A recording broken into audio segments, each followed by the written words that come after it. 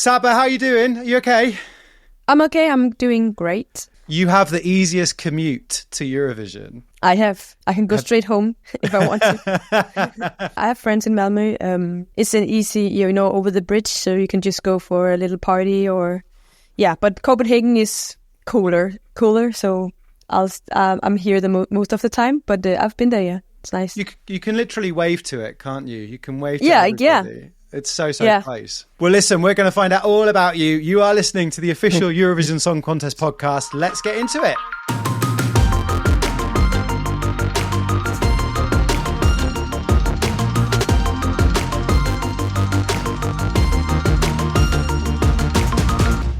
So I should say congratulations on representing Denmark, your country. How do you feel? I'm feeling great, overwhelmed. But it's nice to be a part of this. It's just, yeah. Going back to the night that you won, is it a bit of a blur or do you remember it all in absolute precise detail? It's a blur. I needed to remember a lot of stuff, but I was kind of in shock on stage actually when I won. So it took me a few days to really understand what just happened. It was crazy. It was all we have dreamed about. So it's huge. Did you know when you first heard Sand that it would be the one? Yeah, actually I did, and that was the reason why I said yes to do this, because I connected with the song the first time I listened to it. I was sure that this is a good idea. You've got a really fascinating history with music, haven't you? Because you kind of started in musical theatre. Is that right? Yeah, it's right. Yeah, it's kind of new actually for me to work as a professional with music. I've done a musical. It was last year. I come from a very a musician family. I have an identical twin sister. Yeah, and she's a well-known singer here in Denmark. So actually it was her role in the musical last year and she got pregnant. So I took over the role. So that's actually the story. And that was my first, that was the first time I worked as a professional musician. So she was in the musical, and then you had to replace her. I had to replace her, yeah. She actually got not sick. Everything is fine, and the child is fine today. But she it was like a hard pregnancy. So they asked me to actually replace her before we even started, before it even had a premiere. I replaced her, and I did the whole thing, and that was my first experience with theater. That it's not long ago, but it feels like a whole different life now, because this is also very big. What was the musical? It was called Hair. Hair, yeah. Hair. Let the sun shine. Yeah, it is. I was opening the show with the Aquarius, if you know that song. Yeah, Age of Aquarius. Yes, those are the only two songs I think I know from Hair, but they're the famous ones. The most popular right? song. Yeah, it's the favorite. Like the most famous songs. Yeah. So before that, were you not performing and singing? I did it in no, actually not professional. I've done some few small things, but it was the first big thing I did. Again, my sister is actually the singer in our family. She's the one people know. So it was kind of, people were surprised when they replaced me. Like I replaced her. We've always done it at home, and both my parents sing and have done that, not professional. It has been a part of my life for almost all my life. So what does your twin think about you doing Eurovision? She's just happy that I'm doing this, and she's so supportive. Is she? And I assume, is she going to come to Sweden with you? I think she'll go and watch the semifinal if I can get some tickets. I think I can, but we'll see. If you can't get tickets, then no one can. You'll need, yeah. I say, but yeah, we'll see. I think we will figure it out. So yeah, I think she'll be there. So what kind of music did you like growing up? Did you like pop stuff, or did you prefer musical theatre stuff, or was it something completely different? I just love music. So I love so many kind of so many genres. I was very inspired by Beyonce, Aretha Franklin, Ella Fitzgerald, and so soul, R&B. Yeah, it's I'm just very inspired by the storytelling in music. So, and you can tell stories in so many different ways and in so many different genres. So it's not genres, is it? How do you say that? Yeah, genres. Yeah, perfect. Genres. Yeah, I don't have like a favorite genre, but I just love music and storytelling, and so I can listen to rock, pop, gospel. I'm not religious, but I just love the whole choir thing and almost everything with a good story. And I'm a bit obsessed with Beyonce's country period at the minute. There's somebody who is so comfortable in anything, any genre, you know. Love it. She just nails it, all. It's just nice. Also, she is the queen of staging, which is obviously a massive thing for Eurovision as well, because Eurovision is not just the song; it's the stage presence meets the song, meets the whole vibe, isn't it? Is that something that you're super working on at the minute? Yeah, we are working on it. Obviously, the stage is bigger, so we need to scale it up. Also, for me to be able to fill it out, you know, the stage. But I just like it kind of simple, and I like storytelling is like, I just want it to be like less is more in a way. And yeah, it's based on what we already did, but we are just working on, you know, making it better and just making it bigger also in a way. So, but I'll still be on stage myself, like alone on stage. Yeah, so it's all about you. So it's going to look and feel like the Dansk Melody Grand Prix final. It's going to look big, and we have worked on just optimizing the lightings, and it's going to be nice. It's going to be very nice. You went to one of the first of the pre-parties in Stockholm to celebrate. Well, it wasn't one of the Eurovision pre-parties; it was a Melfest party, wasn't it? And did you meet some of this year's Eurovision class? Who did you meet? Yeah, Poland, Lithuania, Sylvester, and also the Norwegian group. So nice people. It was just nice to meet some of them. You know, sharing thoughts, and we know each other. We've listened to each other's songs, and it's just nice because we are all in this together. And I feel blessed and very honored to be a part of this universe, like this world. This year, it's just I love the energy and the way they just come together. Now, apart from being a fan of music, is it true that you are a huge football fan as well? I've played soccer myself as a professional, actually, when I was younger. Yeah. I'm not, to be honest, I'm not very updated today about the teams.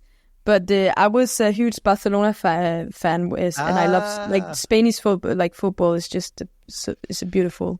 Denmark did pretty well in the Women's World Cup, though, didn't they? I think they got to the knockout stage because they were in England's group, I think. But I can't remember who they got knocked out by. But they did well. No, me neither. But I'm just glad that it's like that it gets the attention now, the women's football, because it wasn't. That's huge, or like the attention wasn't big when I was playing. That was actually why I couldn't do it full time because it was too But it's nice that it's get the attention now that they deserve. Who did you play for? I've played for the Danish, like DBAU, so like the Danish national, but not the. It was like a young, the young teams, if you know. The youth team. Yeah, the youth team, exactly. Yeah, and then I stopped. It was a dream for me to be a part of the team. Yeah, I got interested in music, and I was interested in so many other things. So I couldn't I wasn't. I was not interested enough to play football, only football. I also wanted to sing and to do other stuff. So yeah. Yeah. What kind of a player were you, or are you? I was left. I don't know how to say it in English, but I was left wing, like left. I'm very fast, so I was just running up and down the field and doing a lot of good, kicks. I'm gonna make Eurovision is like a marathon, right? You know, when you get there and it's 2 weeks of intense. So if you've got a background in sport and fitness, that is going to do you very well. Yeah, I have great ways to relax. I meditate, and also I know when to have my breaks and how to take care of my body and eat well and drink a lot of water. And so I feel like I am prepared because I know how it is to perform. In sport and stuff. So it's a way. It's the same. You need to be fit and be strong in your to be able to do what we do now. So yeah, it's great. You said you were a fan of Spanish football. So you're going to the Barcelona pre-party. You're going to the Madrid pre-party. Are you going to have some time to go to the Nou Camp to see Real Madrid, Atletico Madrid? I would love to do that again. I've been there, and I would love to do that again. Did you see Sweden ascending twins to Eurovision? Oh, Marcus and Matthias? Yeah. So there's going to be twins represented there. Have you and your sister ever sang together professionally? We joked about doing this together actually in the beginning, but that I think we could have done this together. Maybe it would be fun also to be together. But I, in a way, I wanted to do this alone also because for me. Like she has her career, and I am new, and I felt like it was important for me to do this by myself. Yeah, we have joked about doing it together, and I think we will maybe do something together one day. But right now, I think it's important for me to do this just me. It's also nice to just have this for myself, if you can say that, because she already have a career and stuff going on, and I think it's fine for her. It wasn't like that. I want to be a part of this. She's totally fine, but she'll be there and support me from the audience. Yeah, you have your moment in the spotlight, and then you can keep your singing together behind closed doors until the time is right, the time to like maybe show it off, and it's probably a bit of fun as well. It's the sibling bond as well, that kind of means that you're so well connected and that you're always there for each other. We are identical, so we are like very much alike. So I think it's important also to have your own things, like to do different things, and because you also need to be your own person and not just only the twins. Or we, like, that's personally how I feel. I don't know about how other twins feels. Maybe Marcus and Martinez love to work together, and I would love it to work for me and my twin sister too, but I think we'll be fighting a little bit too much to do a career like that together. But I think it's nice that they can do it, and it looks like they're having so much fun together. Yeah. They have done it for many years together, of course. But it's nice. Were you always a Eurovision fan? Can you remember watching it when you were a kid? It was a tradition at home, actually. We watched it. We gathered together. Can you say that? We gathered. Yeah. And we watched it with family, friends, and we have always done that. So it has been a part of my life for all my life. Who do you remember that sticks out from performing at Eurovision? I was young. I was a child when we won with the Fly on the Wings of Love. But I remember it still. It's one of my it's the earliest memory I have from Eurovision. And Loreen, of course, with Euphoria, and when we won again with Emily the year after also. So I remember all the highlights, of course. And then for me, it's also just, I remember Eurovision for being like a family tradition. And I remember all the things around, what we did, what we didn't. I remember it as a family memory in a way, if I can say that. Yeah, I'm the same. I always say, my first memories of Eurovision were with my mum, because me and my mum loved watching it together. But Malmö is good luck, because that's where Denmark won the last time. It's where Emily won with the Only Teardrops, Yeah, she did. And we have won twice in Sweden, actually. in Yes, Stockholm. you have. The brothers, right? Yes. Fly on the Wings of Love. I think it was in Stockholm. It was in Stockholm. It's good luck in Sweden. Let's hope it continues for you as well. Fingers crossed. I love that you always used to watch it as a family all together, like a tradition. You know, the Danes take it very seriously, don't they? Yeah. We have had ups and downs, of course, through the years, but I feel like we all have that memory. If you ask another Dane person, they will be like, yeah, we watched it when we were children. Or this year was the most watched year in maybe 5-6 years or something. So it's still we have ups and downs, but I feel like we are still going strong with the Eurovision. And is there anything in your ears? Is there any music that you put on before a bigger moment? Sometimes I need calm music. Sometimes I need more up tempo music. It depends on what I need in the moment. But I have a list with mixed songs. It's something I decide in the moment. Yeah. Well, I hope you've got "Fly on the Wings of Love" by the Olsen Brothers on there. Yeah.